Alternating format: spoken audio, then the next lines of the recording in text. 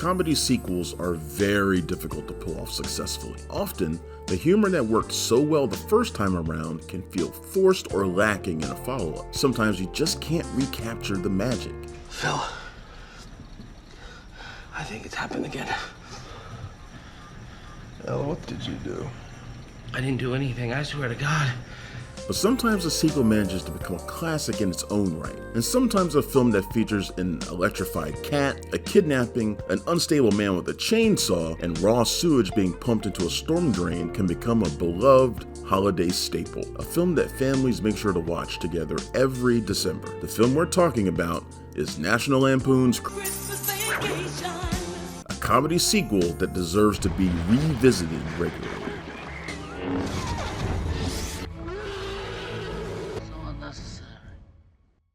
A decade before Christmas Vacation reached theaters, during the Chicago blizzard of 1979, John Hughes wrote a short story for the National Lampoon comedy magazine, titled Vacation 58. That story told of a family's hilariously disastrous road trip to a famous theme park from the perspective of a young son. National Lampoon publisher Matty Simmons thought Vacation 58 could serve as the basis for a fun movie, so he pitched the idea to Hollywood studios and ended up selling it to Warner Brothers. Hughes wrote the screenplay for the film that was released in the summer of 1983 under the title National Lampoon's Vacation. Once he was done with his draft, the film's director Harold Ramis and star Chevy Chase then did a rewrite that shifted the perspective. Instead of the young son being the lead would now be Chase's character, the father, Clark W. Griswold. Hughes would later complain that this shift in perspective would turn the vacation movies into nothing more than Chevy Chase vehicles, but audiences enjoyed it.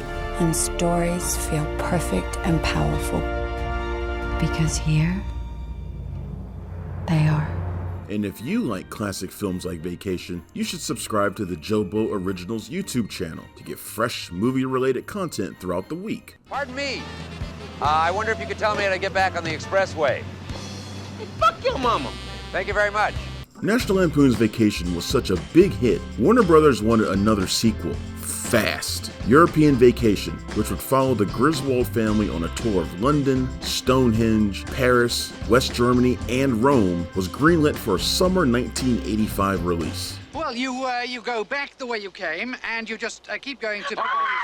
Oh, my God. I think you've got a bad cut there. We better get you to the hospital. It's just a flesh wound, honestly. Are you sure? Nothing to write home about. Amy Heckerling was hired to direct, Robert Klein wrote the script, and shared credit with Hughes, even though Hughes would want you to know he didn't actually write anything for that sequel. Chevy Chase and Beverly D'Angelo were brought back to reprise the role of Clark and his wife Ellen, but new actors were brought in to play their teenage children, Rusty and Audrey. Dana Barron, who played Audrey in the first Vacation, was told that she would be back for the sequel, but when the first Rusty, Anthony Michael Hall, proved to be too busy to join European Vacation, the decision was made to recast both kids. Jason Lively and Dana Hill became the new Rusty and Audrey, and looked somewhat similar to their predecessors. As mentioned before, comedy sequels are very difficult to do. European Vacation is one of those comedy sequels that wasn't received nearly as well as the first film, but while it wasn't as highly revered, it was a financial success. So the door was open for another sequel to be made, and Matty Simmons knew what the story should be. It was a story that had already been written by Hughes and published in the pages of National Lampoon. It was called Christmas 59. It was about the family from Vacation 58 having a hectic holiday at home. Warner Brothers waited a little longer to move forward on a third Vacation, but they eventually agreed with Simmons that they should make Christmas Vacation. Merry Christmas.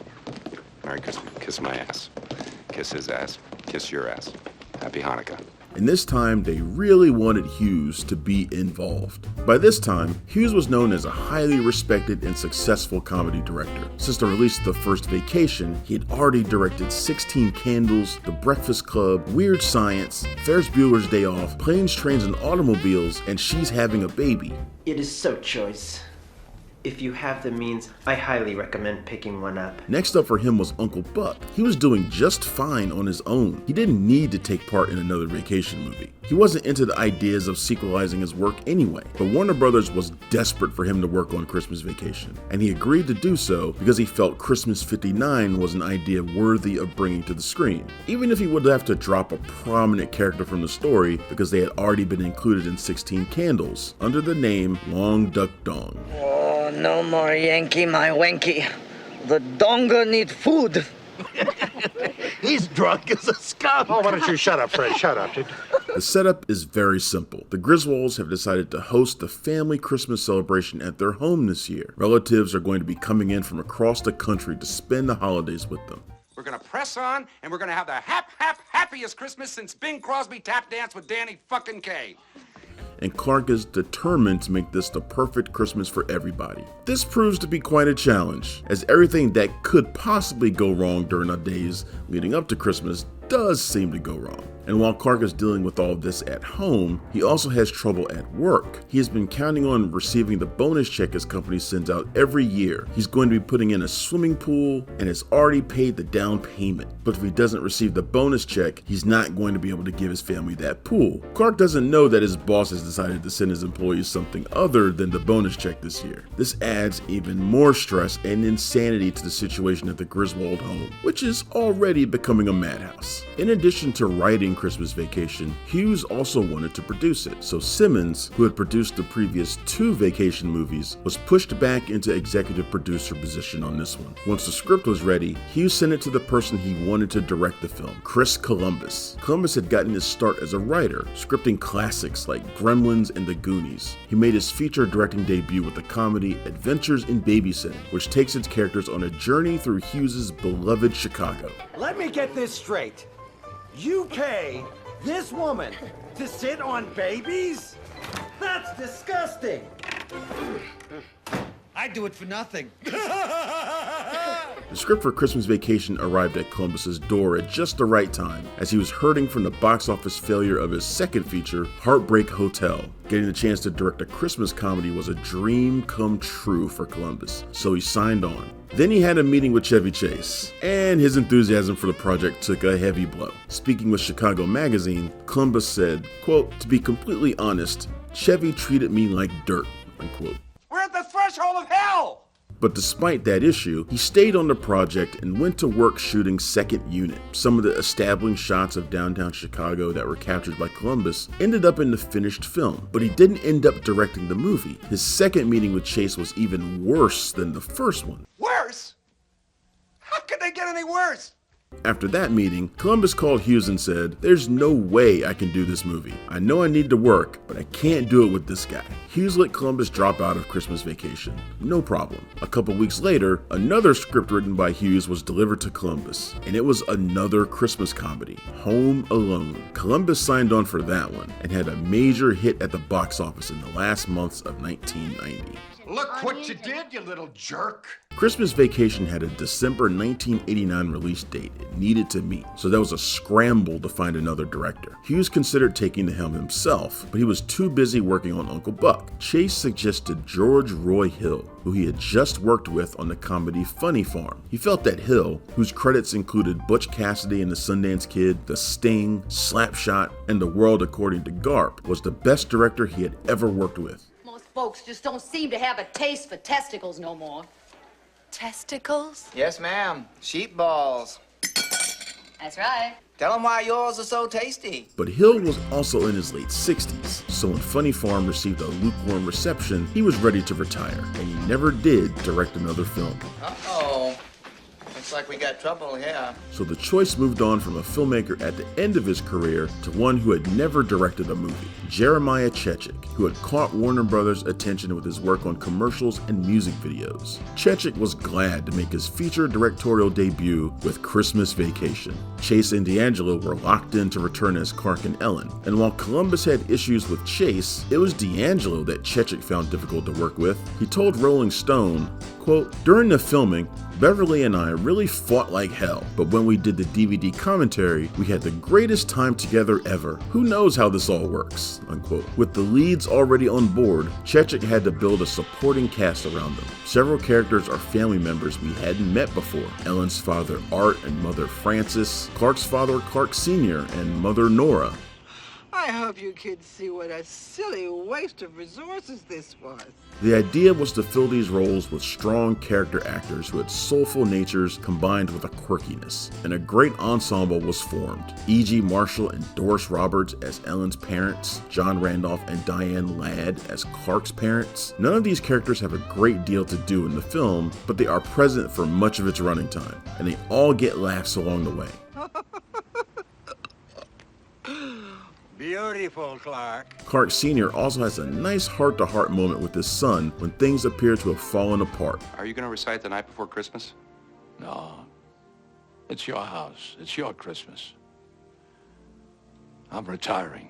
Ladd is actually very close in age to Chase. They would be more likely to have passed each other in the halls at school than be mother and son, but Ladd aged herself up for an audition with old lady fashion choices and baby powder in her hair. She feared that being cast as an elderly woman could be the end of her career, but ended up making more in residuals from Christmas Vacation than from anything else she had ever worked on. The movie also introduces viewers to Clark's grumpy, cigar-smoking Uncle Lewis and Lewis's senile wife Bethany, a woman who shows up for Christmas with her cat and a Jell-O dish wrapped up as presents. The inspiration for these characters was the legendary comedy duo of George Burns and his wife Gracie Allen. Allen passed away in 1964, but there was some hope Burns, who was known to enjoy cigars in his day, might take the role of Uncle Lewis. When he chose not to, the roles were filled by William Hickey, who had recently received an Oscar nomination for his performance in Prizzi's Honor, and Mae Costell, whose career went back to the 30s. She had provided the voices of cartoon characters Betty Boop and Olive Oyl. This was the final role for Costell, who was almost 20 years older than Hickey, but that age difference doesn't come across on the screen. Since Rusty and Audrey had been recast for European Vacation, it was decided that they would be recast again for Christmas Vacation. And while you could kind of buy that Lively and Hill were playing the same characters in European Vacation as Hall and Barron had played the first in Vacation, there is no continuity with the characters this time. Previously, Rusty had been blonde and taller than his dark-haired sister. For Christmas Vacation, Juliette Lewis was cast as Audrey, who has blonde hair and is taller than her dark-haired brother Rusty, played by Johnny Galecki. They're nothing like the previous Rusty and Audrey, but Lewis and Galecki are good actors, so they come off well in the movie. Just try to keep Hall, Lively, Barron, and Hill out of your mind. Yeah, I guess so. Vacation cast member Brian Doyle Murray returns for Christmas Vacation in a different role, now playing Clark's boss, Frank Shirley. Sam McMurray appears as one of Clark's co-workers. Julia Louis-Dreyfus and Nicholas Guest play neighbors who are not fans of the Griswolds. And Nicolette Scorsese plays a lingerie clerk who catches Clark's attention. It's a bit nipply out. I mean nippy out. What did I say, nipple? There is a nip in the air, though. And Randy Quaid and Miriam Flynn were brought back as their vacation characters. Ellen's cousin Eddie and his wife Catherine show up at the Griswold's house unexpectedly with their kids Ruby, Sue, and Rocky, played by Ellen Hamilton Latson and Cody Berger, plus their dog Snots. Things go off the rails at the Griswold household for a variety of reasons, but Eddie is responsible for a good deal of the insanity, and for some of the funniest moments in the movie.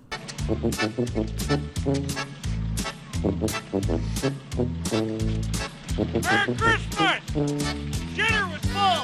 Christmas Vacation began filming in March of 1989, with the first 10 days of production taking place in snow-coated Colorado. Scenes filmed there include the Griswolds trek out into the countryside to acquire a Christmas tree, and the scene where Clark speeds down a snowy hill in a sled that has been coated with cooking spray. Chase was really scared while filming that scene, as the sled he was on did pick up a lot of speed as he went down the hill. The actors described conditions in Colorado as brutally cold, but filming the scenes in actual snowy, cold weather gives the film the necessary atmosphere of a Midwestern Christmas. The crew then did an impressive job of creating a Midwestern Christmas on the Warner Brothers backlot in the Los Angeles area. That's where the Griswold house is located, right next door to the house where the Murtaughs live in the Lethal Weapon franchise. Chase said the toilet used for the bomb scene in Lethal Weapon 2 was still in the house's front yard when they arrived to start working on Christmas Vacation. Filling the backlot with fake snow, the filmmakers were able to match it with the look of the scene shot in Colorado. The movie feels like it takes place during a chilly December, even though it was largely filmed during a warm Los Angeles spring.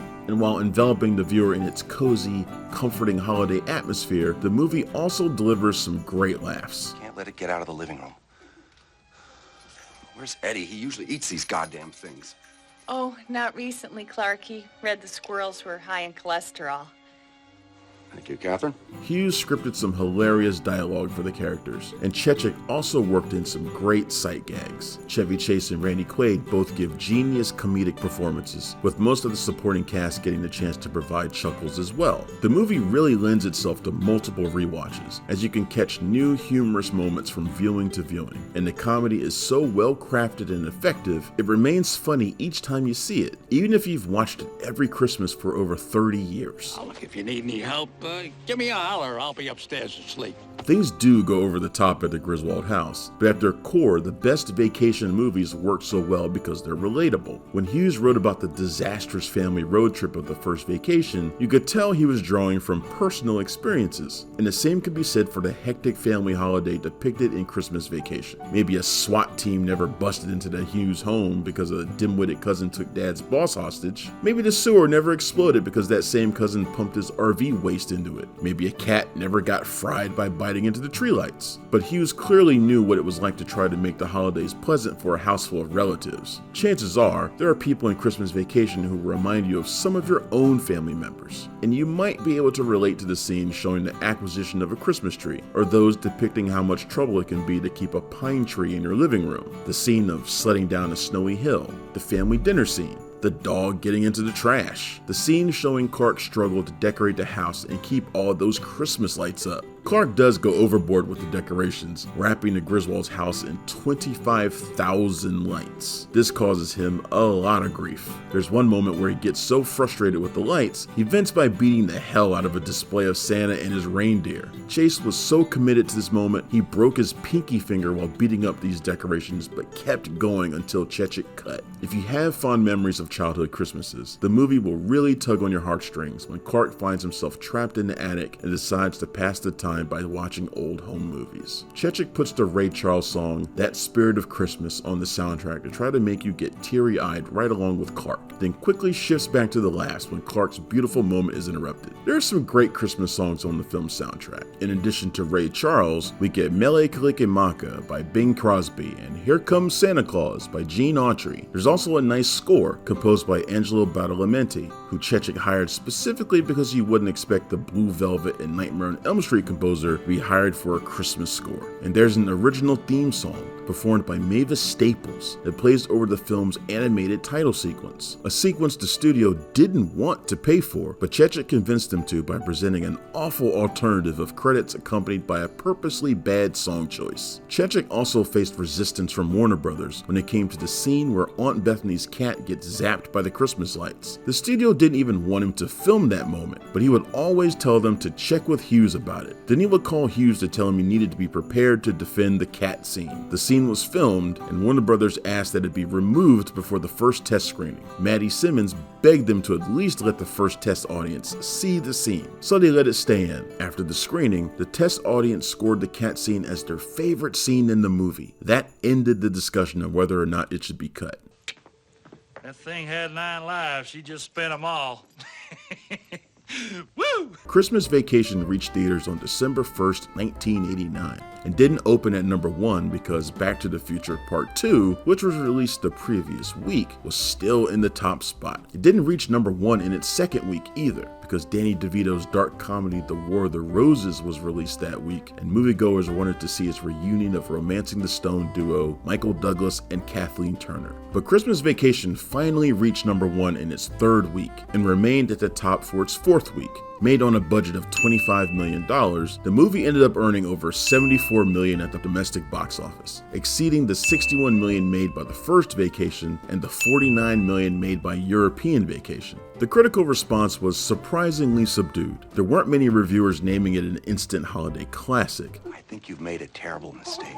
But it quickly earned that reputation, and for decades now, it has continued to be regarded as one of the best Christmas movies ever made. Through the days of cable, VHS, DVD, Blu-ray, 4K UHD, and streaming, fans have been making sure to take in a viewing of Christmas Vacation every December since 1989. And when Santa squeezes his fat white ass down that chimney tonight, he's gonna find the jolliest bunch of assholes this side of the nut house. The Vacation franchise has also continued since then. There was another sequel, Vegas Vacation, released in 1997. Pull 4 slot machines and I won 4 cars, you know? I put $1 in, I got a car. I put $1 in, I got a car. I put $1 in, I got a car. I put $1 in, I got a car. I think I get it. A Cousin Eddie spin-off, a reboot that centered on an adult Rusty Griswold. Some of these were financially successful, but none were as positively received as Christmas Vacation was. It's not easy to become a treasured classic, but Christmas Vacation pulled it off. Just like Clark Griswold managed to give his family an enjoyable holiday despite everything that went wrong.